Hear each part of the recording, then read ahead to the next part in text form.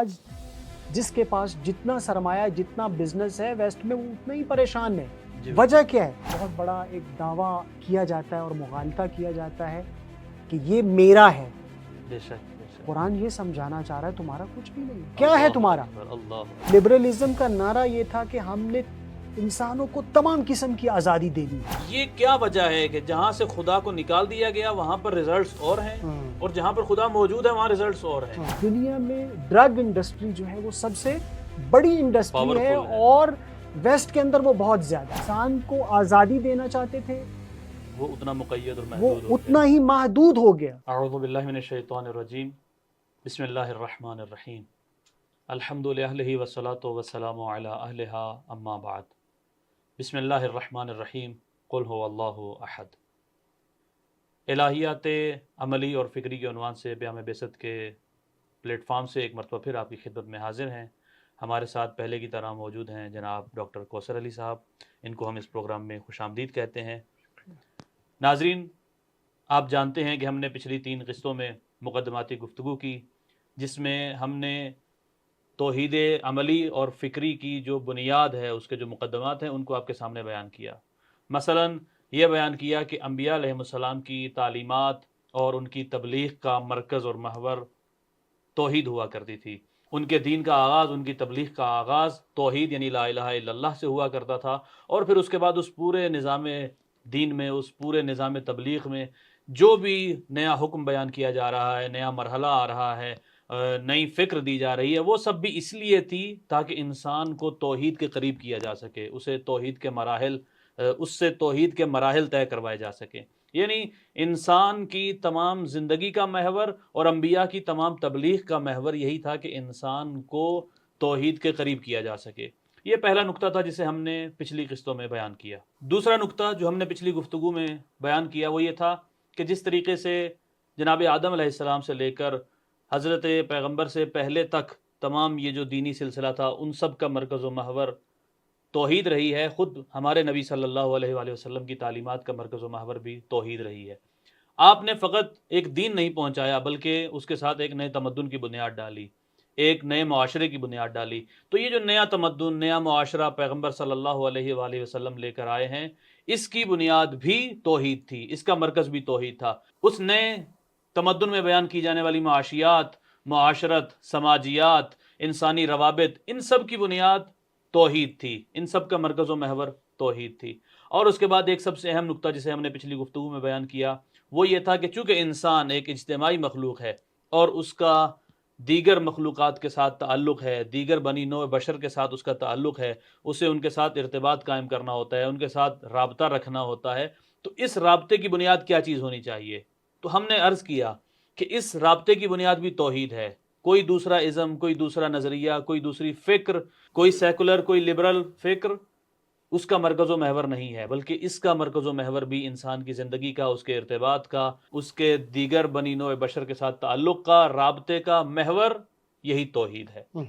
یہ وہ مقدماتی گفتگو تھی جو ہم نے پچھلی قسطوں میں آپ کے سامنے بیان کی.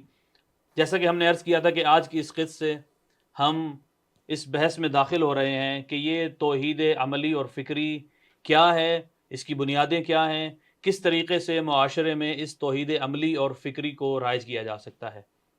اس کے لیے ہمارے ساتھ جیسا عرض کیا ہے موجود ہیں جناب محترم ڈاکٹر کوثر علی صاحب. شکریہ. آپ کی اجازت سے مختصر خلاصہ بیان کیا ہے، شکریہ. لیکن اچھا کیا تاکہ جو ہمارے ناظرین ہیں وہ پچھلی گفتگو ان کے ذہن میں آ جائے اور اس نئی گفتگو کے ساتھ وہ جڑے رہیں.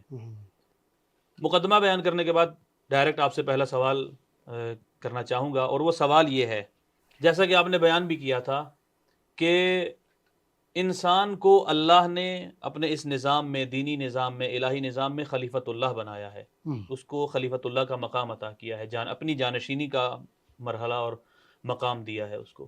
جبکہ دوسری طرف ہمارے پاس جو دیگر مکاتب ہیں، بالخصوص آج کا جو ویسٹرن فکری نظام ہے، اس نے وہاں پر خدا کو نکال کر انسان کو محور اور مرکز بنا دیا.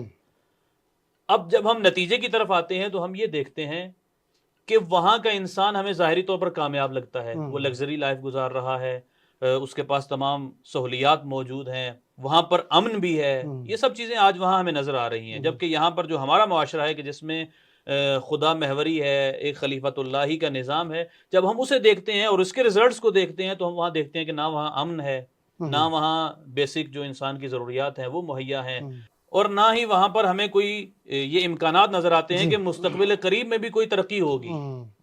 یہ کیا وجہ ہے کہ جہاں سے خدا کو نکال دیا گیا وہاں پر ریزلٹس اور ہیں، اور جہاں پر خدا موجود ہے وہاں ریزلٹس اور ہیں؟ اس کو کس طریقے سے بیان کیا جا سکتا ہے؟ شکریہ۔ بسم اللہ الرحمن الرحیم وبہ نستعین وصلی اللہ علی محمد وآلہ الطاہرین۔ هو الاول والآخر والظاہر والباطن وہو بکل شیء علیم۔ سب سے پہلے تو آپ کا شکریہ ادا کرتے ہیں کہ ایک بار پھر آپ نے دعوت دی، اور پوری بے صد میڈیا ٹیم کا شکریہ ادا کرتے ہیں کہ ایک انتہائی اہم ترین اور بنیادی ترین زندگی کا موضوع الہیات، اور وہ بھی ایسی الہیات جو کلامی نہیں ہے بلکہ محسوس ہے۔ جی بالکل، یعنی وہ پیام کہ انبیاء نے محسوس انداز میں انسانوں کے قلوب کے اندر اور عقول کے اندر اس کو راسخ کیا۔ جی بالکل۔ تو ہم انبیاء سے، ائمہ علیہم السلام کی سیرت سے، قرآن سے اس توحید کو کس طرح سے عام انسانوں تک پہنچا سکتے ہیں، تو یہ ایک بہت خوبصورت گفتگو ہے۔ خلاصہ آپ پہلے بیان کر چکے۔ سوال بہت کرٹیکل ہے، اس میں شبہات بھی ہیں اور ایک سوال بھی ہے۔ ہوا یہ ہے ویسٹ میں کہ جیسا ہم پہلے بیان کر چکے کہ ویسٹ میں ہوا کیا ہے کہ انسان کے مرتبے کو بڑھانا چاہتے تھے، خدا کو مائنس کر کے اس کی جگہ پہ لے آئے، بالکل، انسان کو بٹھا دیا۔ جی جی، جب انسان کو بٹھایا تو اس کی آزادی کو کیا کرنا چاہ رہے تھے؟ وسعت دینا چاہ رہے جی تھے۔ بالکل، تو کون سی اصطلاح لے آئے؟ لبرلزم، کہ انسان آزاد ہے۔ بالکل بالکل، ہر قسم کی انسان کے لیے آزادی ہے، چونکہ دین مانے ہے۔ بالکل، اگر خدا آئے گا تو وہ ہماری کیا ہے؟ اس آزادی کو محدود کرتا ہے۔ جی بالکل، لہٰذا ہم اس کی جگہ پہ کیا لے کے آئے؟ لبرلزم۔ بالکل، لیکن لبرلزم کا نتیجہ کیا ہوا کہ انسان جو ہے وہ محدود تر ہوتا گیا، حتیٰ کہ وہ اپنی ذات کے زندان کے اندر بند ہے اور اپنے گھر کے اندر بند ہے۔ اور اگر بقول مشل فوکو، ایک بہت فرینچ فلاسفر ہے، جی جی، اگر اس کی میں ایک کوٹیشن لے کے آؤں تو وہ کہتا ہے کہ انسان ایک اوپن زندان کے اندر ہے، اوپن جیل کے اندر ہے۔ جیل ہے لیکن آزاد ہے۔ جی بالکل، اور یہ نتیجہ کس کا ہے؟ لبرلزم۔ یعنی لبرلزم کا نعرہ یہ تھا کہ ہم نے انسانوں کو تمام قسم کی آزادی دینی ہے۔ جی جی، لیکن ہوا کیا کہ انسان غلام تر ہو کے اسی آزادی میں غلام بن گیا، مائنس گاڈ کیا آپ نے، اور اس کی جگہ پہ آپ کیا لے کے آگئے؟ آپ یہ لے کے آگئے کہ ہم انسانوں کو مائنس دین بھی کرنا چاہ رہے ہیں۔ بالکل، مائنس گاڈ کا مطلب کیا ہے؟ مائنس دین، سیکولرزم دوسرے لفظوں میں۔ لیکن ہوا کیا؟ سیکولرزم کی ایک شکل البتہ، جی جی، لیکن اس کا نتیجہ کیا ہوا کہ لوگ آج بھی اتنے ہی دین کے تشنہ ہیں۔ بالکل، اور یہ تشنگی ہم دیکھتے ہیں کہ شرق و غرب کے اندر موجود ہے۔ انہوں نے اپنی اس روحانی تشنگی کو اب دوسری جگہوں سے پر کرنے کی کوشش کی ہے۔ درست ہے، ان کو کیا نظر آ رہا ہے؟ اس کو سیراب کے ذریعے سے وہ تشنگی کو ختم کرنا چاہیے۔ لیکن چونکہ توحید اور الہیات انسان کی فطرت اور تکوین کے اندر شامل ہے، لہٰذا اس کو آپ کیا کر سکتے ہیں؟ اس کو ختم نہیں کر سکتے۔ بالکل، اور یہ بجھے گی بھی کب؟ جب آپ حقیقی الہیات انسانوں کو متعارف کروائیں۔ جی بالکل، اور اس کی تجلیات آج ہم دیکھ رہے ہیں کہ حق والے کھڑے ہوئے ہیں۔ بالکل، اس کی تجلیات ہم نے کربلا میں دیکھی، مولا امیر المومنین نے اس کو بتایا، رسول خدا صلوات اللہ علیہ وآلہ وسلم کی حیات طیبہ میں ہم یہ دیکھتے ہیں، جی بالکل، تجلیات دیکھتے ہیں۔ لیکن اسلامی تمدن کے اندر وہ پوری طرح راسخ ہو، ایک بڑے گروہ کے اندر وہ کم ہے۔ جی بالکل، اور آہستہ آہستہ ہم جو ظہور کی طرف بڑھ رہے ہیں، وہ چیزیں ہمیں زیادہ نظر آ رہی ہیں۔ الحمدللہ ایک گروہ ہے عالم اسلام کے اندر، شیعہ سنی سے اس کا تعلق نہیں ہے، اہل سنت بھی ہیں تو توحید کے اندر محو ہے۔ چونکہ وہ باطل کے مقابل میں کھڑے ہیں، اس کا مطلب کیا ہے کہ ان کا بیک اپ جو ہے وہ کیا ہے؟ توحید ہے۔ ان کے پاس ایٹم بم تو نہیں ہے، لیکن ان کا بیک اپ کیا ہے؟ الہیات ہے۔ جی بالکل، اور ولایت ہے، ولایت الہی ہے، ولایت رسول اللہ ہے، ولایت امیر المومنین ہے۔ آج لوگ نعرہ لگا رہے ہیں، جی بے شک، لیکن وہ جو ولایت امیر المومنین ہے اس کی بنیاد بھی کیا ہے؟ توحید ہے. جی بالکل، وہ بھی اسی وہ سلسلے کیا میں ہے؟ ہے. وہ خود اپنے لیے فخر محسوس کرتے ہیں، اور ائمہ نے اگر کوئی لقب دینا چاہا ہے امیر المومنین کو تو کیا کہا ہے؟ مولا المواحدین. بالکل بالکل، تو یعنی خالص اور ناب توحید جو ہے وہ کہاں ملے گی ہمیں؟ اسی پس درس میں ملے گی. ویسٹ جو ایک چنگل میں پھنسا ہوا ہے. درست ہے کہ انہوں نے عالم کائنات کے اندر جو قوانین تھے ان کو کشف کر کے بہت ساری چیزوں کو بنا لیا، جی بالکل اور انسان کے لیے آرام و سکون لے کے آنا چاہتے تھے، لیکن اس سے نہ ہو سکا. بالکل. آج دیکھیں دنیا میں ڈرگ انڈسٹری جو ہے وہ سب سے بڑی انڈسٹری ہے، Powerful ہے. اور ویسٹ کے اندر وہ بہت زیادہ ہے. جی بالکل. آج جس کے پاس جتنا سرمایہ، جتنا بزنس ہے ویسٹ میں، وہ اتنا ہی پریشان ہے. جی وجہ بالکل. کیا ہے؟ وجہ یہ ہے کہ وہ توحید سے کٹا ہوا ہے. بالکل اور آرام اور آرامش اور قلوب کو، جو آپ کے قلوب کو اطمینان ملے گا، وہ کیا ہوگا؟ الا بذکر اللہ تطمئن القلوب.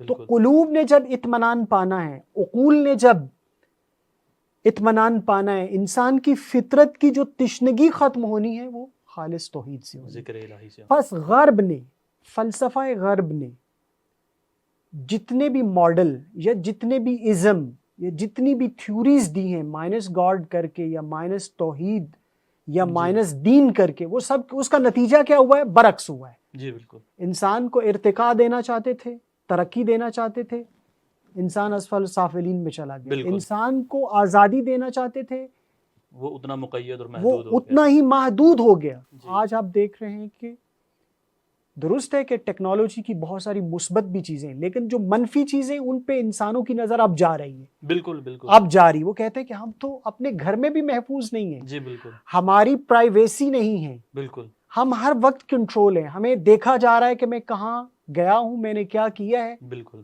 یہ ٹیکنالوجی. اور جبکہ دوسری طرف دعویٰ یہ ہے کہ ہم تمہیں آزاد کر رہے ہیں. ہاں، یہ دوسری کیسا طرف تضاد اور سب contradiction انسان ہے. آزاد ہے. لہٰذا ضرورت ہے کہ یہاں پہ اس خالص توحید کو جو انبیاء لے کے آئے تھے، جی جی. جو رسول خدا صلوات اللہ علیہ وآلہ وسلم لے کے آئے، جو توحید آئمہ طاہرین علیہم السلام نے جی.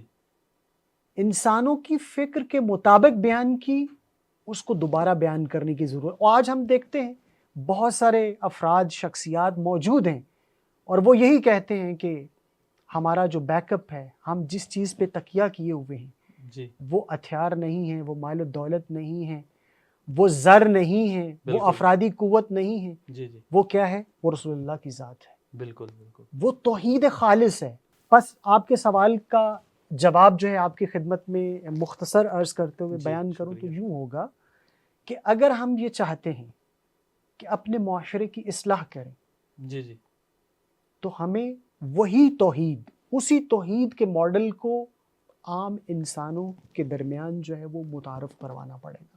جی اس بالکل. کی تبلیغ کرنی پڑے گی، ورنہ معاشرے کی اصلاح نہیں ہو. آپ معاشرے کو مالدار کر دیں، لیکن مال سے وہ اطمینان حاصل نہیں ہو سکتا. الا بذکر اللہ تطمئن القلوب. جی بالکل. لیکن ذکر کیا ہے؟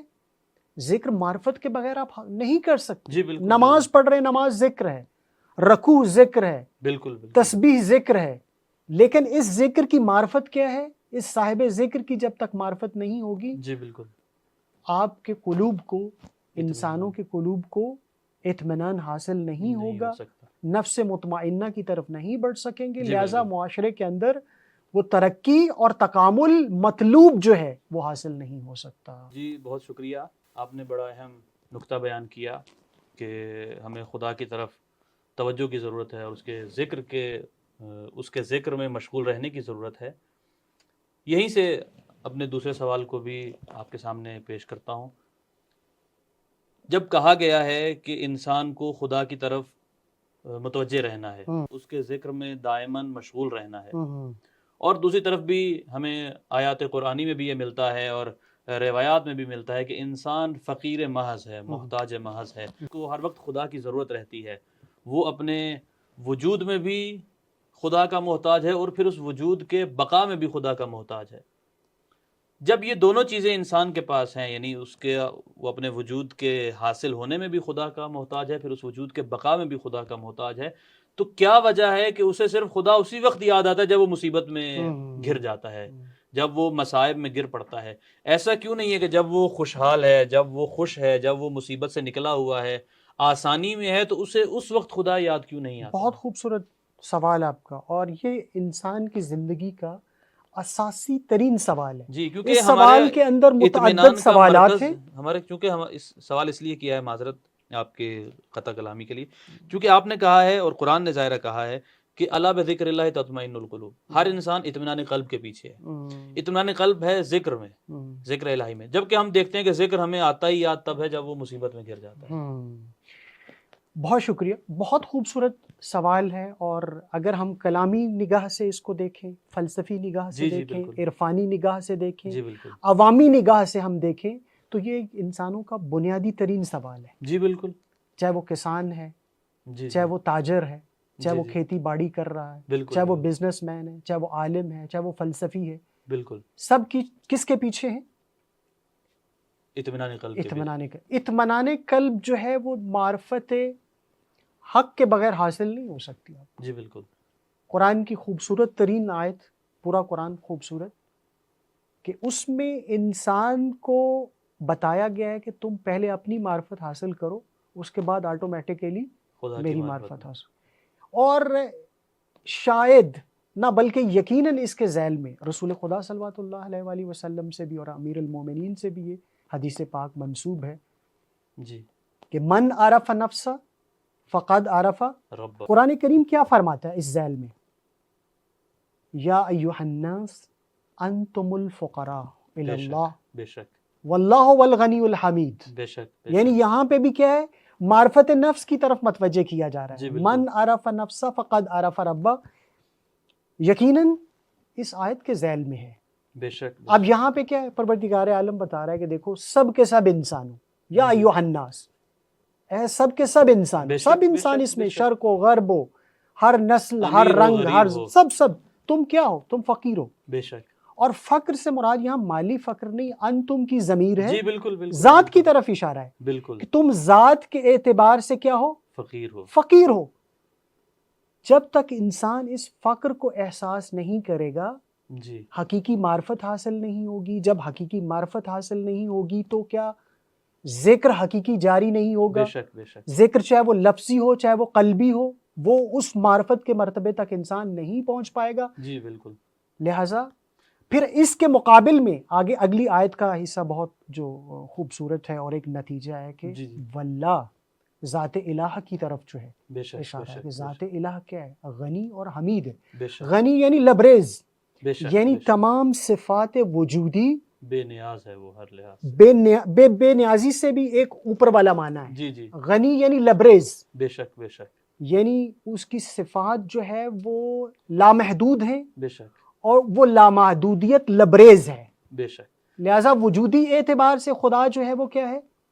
غنی ہے. لبریز ہے، غنی بالکل. ہے. تم فقیر ہو. اور فقیر یہاں کا ایک نقطہ میں جی ناظرین کے لیے صرف سمجھانے کے لیے آپ کی اجازت سے، جی کہ یہاں فقیر سے مراد ہمارا اردو والا فقیر نہیں ہے کہ جو مانگ رہا ہے، وہی جسے آپ نے بیان بھی کیا جی کہ مالی فقیر مراد نہیں ہے. فقیر یعنی محتاج، یعنی وہ اپنی ہر شے میں خدا کا محتاج ہے، اپنے ہر سانس میں خدا کا محتاج ہے. یہاں یہ فقر بیان ہو رہا ہے کہ اس نے جب خلق ہونا ہے، اول وجود میں بھی وہ خدا کا محتاج ہے، اور پھر اس کے بعد اس کا ہر آنے والا سانس خدا کے لطف و کرم کا محتاج ہے، تب وہ اپنی زندگی کو آگے بڑھا سکتا یہ آپ نے بہت خوبصورت اشارہ فرمایا. اگر ہم اس نقطے کو اپنے ناظرین کی خدمت میں بیان کر سکیں اچھے انداز میں اور اس کی تفہیم کر سکیں تو جواب کے دوسرے مرحلے میں ہم داخل ہو جائیں گے جی بالکل.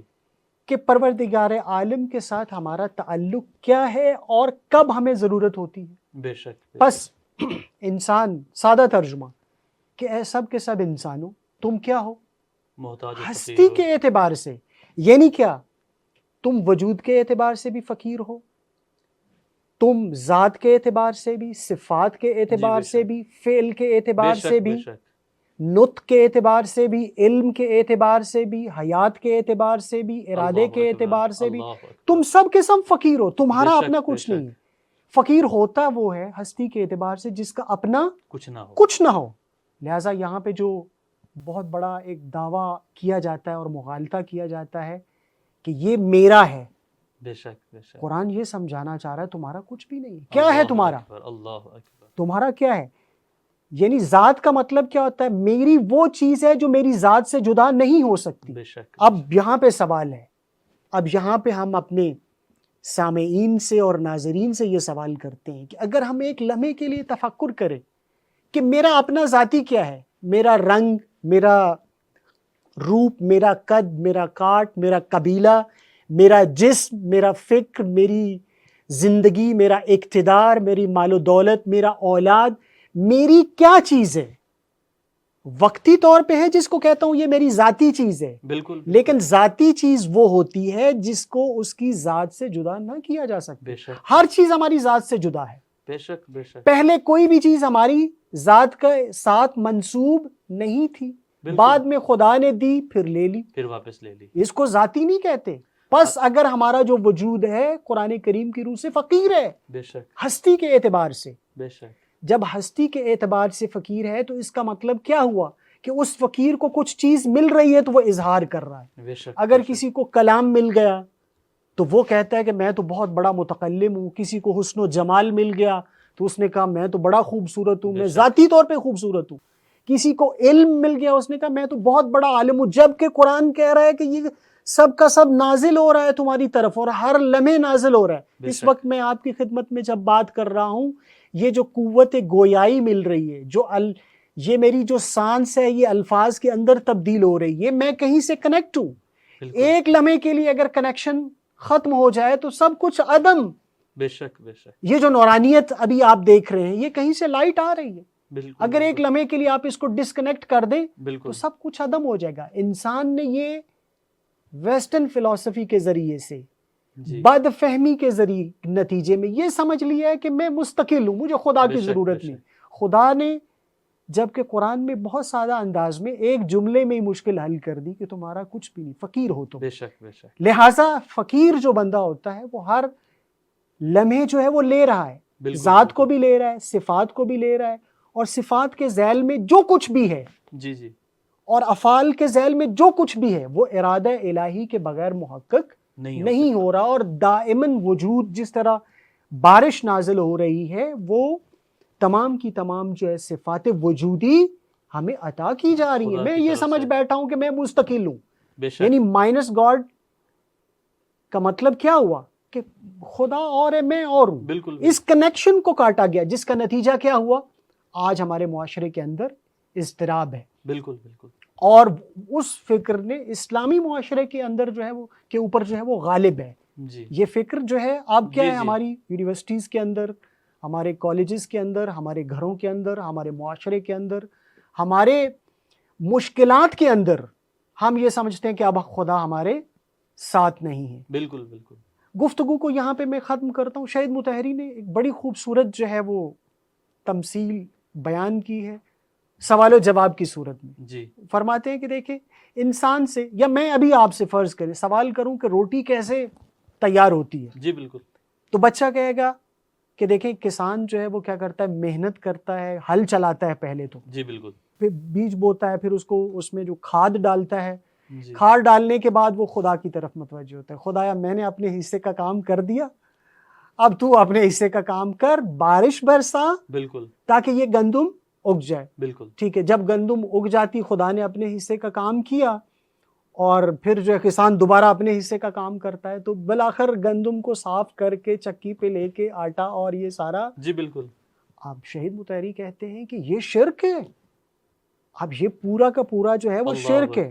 کیسے کہ آپ نے فقط خدا کو سمجھا، خدا کا کام بارش برسانا ہے. جی جی. تمہیں طاقت دی تھی، تمہیں ہمت دی تھی، تمہیں توفیق دی کہ جاؤ اٹھو اور ہل چلاؤ میری دی ہوئی طاقت سے. بالکل بالکل. تم بھول گئے. اچھا تمہیں طاقت دی تھی کہ تم جو ہے وہ حرکت کرو، تمہیں طاقت دی تھی کہ تم فصل کو کاٹو، تمہیں طاقت دی تھی، ہر چیز تو ہم دے رہے تھے. تم نے کیا سمجھ لیا کہ فقط جو ہے وہ خدا جو ہے وہ اب بارش برسانا خدا کا کام، رول محدود کر دیا. ہاں ہم بھی یوں سمجھتے. اب معاشرے میں عزیزان توجہ کریں گے، معاشرے کے اندر یہ فکر ہے کہ جب مثلا شادی ہونی ہے، امتحان میں مشکل ہونی ہے، کوئی مشکل مصیبت پڑ گئی تو اس وقت ہمیں خدا کی ضرورت ہے. نہ، خدا کی ہمیں دائماً ضرورت ہے، چونکہ ہمارا ذاتی کچھ بھی نہیں ہے، سب کچھ خدا دے رہا ہے. اگر ہمارا کچھ ذاتی ہوتا تو وہ ہماری ذات کے اندر دائماً موجود رہتا. جی بالکل. بس اس فکر کے ساتھ ہم اپنی تعلیم و تربیت کی طرف بڑھیں، اس فکر کے ساتھ ہم کالج یونیورسٹی میں جائیں، اس فکر کے ساتھ حوزہ علمیہ میں جائیں، جی بالکل. اس فکر کے ساتھ کہ ہم فقیر ہیں، خدایا تو نے دینا ہے اور ہر وقت ہم تجھی سے لے رہے ہیں، اور ہر لحظہ محتاج ہیں. اور سید الساجدین کا کیا خوبصورت بیان نورانی ہے. بے شک. کیان حضرت فرماتے ہیں ربی لا تقلنی علی نفسی الا نفس. طرفتن یا طرفتن عینن ابدا. اے خدایا ایک لمحے اور ایک لحظے کے لیے بھی مجھے میرے حال پہ نہ چھوڑ. بے شک. یعنی کیا؟ یعنی امام العارفین اس حقیقت کو سمجھ رہے ہیں بے شک کہ میں دائماً اپنے پروردگار عالم سے متصل ہوں. اگر ایک لمحے کے لیے بھی اس ذات باری تعالیٰ سے میرا رابطہ ڈسکنیکٹ ہو جائے، بالکل بالکل. میں انسان کامل ہوں لیکن میں عدم ہو جاؤں. بے شک. لہٰذا پروردگار عالم یہ میری محبت ہے، یہ میری مناجات ہیں. میں اس احساس کو پورے وجود کے ساتھ، اس احساس فقری کو پورے وجود کے ساتھ محسوس کر رہا ہوں. جی جی. انسان کامل. اور عرفاء ایک بہت خوبصورت حدیث کو نقل کرتے ہیں. اب اس کی سند کے بارے میں معلوم نہیں ہے، لیکن اکثر سنی کتابوں میں بھی یہ دیکھی گئی کہ الفقر فخری. رسول خدا صلوات اللہ علیہ وآلہ، وہ فقر کون سا ہے؟ یہی فقر قرآنی ہے. بالکل بالکل. کہ یا ایھا الناس انتم الفقراء. جس کا زیادہ ادراک ہے وہ اس فقر کو زیادہ محسوس کرتا ہے. جی بالکل. اور دائماً اپنے پروردگار عالم سے متصل رہتا ہے. ہم جیسے انسان جب مزاحم ہوتے ہیں تو وہ استغفار کرتے ہیں. بالکل بالکل. استغفار، معصوم کا استغفار کرنا یعنی کیا؟ گناہ نہیں ہے. بالکل. لیکن کیا ہم بیچ میں آ گئے. بالکل. ہم معصوم کی توجہ کو مبذول اپنی طرف کرواتے ہیں اور وہ کہتے ہیں کہ خدایا کہیں ایسا تو نہیں ہماری توجہ تیری طرف کم ہو گئی ہو، لہٰذا اس پہ استغفار. بالکل بالکل. جزاک اللہ. اور وہ اس راستے میں آگے سے آگے بڑھنے کے لیے بھی ایک استغفار کا ایک رول ہے کہ اگرچہ آپ کے گناہ نہیں ہیں لیکن یہ خود استغفار جو ہے آپ کو قرب الہی کے منازل طے کرواتا چلا جاتا ہے. بس آپ نے دیکھا کہ جب تک انسان کے لیے مسئلہ توحید حل نہ ہو، انسان کے لیے کچھ بھی حل نہیں ہے. نہ خاندان، نہ اس کی تعلیم و تربیت، نہ اس کی اقتصاد، نہ ان کے مالی مسائل، فکری مسائل. یعنی محور و مرکز معرفت توحید ہے. بے شک بے شک. جی بہت شکریہ آپ کا. بہت ہی آسان انداز کے ساتھ محترم ڈاکٹر صاحب توحید عملی اور فکری کا پہلا قدم آپ ناظرین کے سامنے پیش کر رہے تھے کہ جس کا بنیادی ترین نقطہ یہ ہے کہ اس میں ہمیں یہ سمجھنے کی ضرورت ہے کہ انسان ہر لحظہ ہر آن خدا کا محتاج ہے. اگر ہم اس بنیادی نقطے کو سمجھ لیں اور پھر اسے اپنی زندگی میں عملی کر لیں تو اس کے نتیجے میں معرفت الہی کے باب ہم انسانوں پر کھلتے چلے جائیں گے اور انسان معرفت الہی کے اس راستے کو طے کرتا ہوا مقام قرب الہی اور مقام خلیفت اللہ پر پہنچ جائے گا. اسی نقطے کے ساتھ آج کے اس پروگرام کا اختتام کرتے ہیں. انشاءاللہ اگلی قسط میں آپ سے دوبارہ ملاقات ہوگی. تب تک کے لیے خدا حافظ. والسلام علیکم ورحمۃ اللہ وبرکاتہ.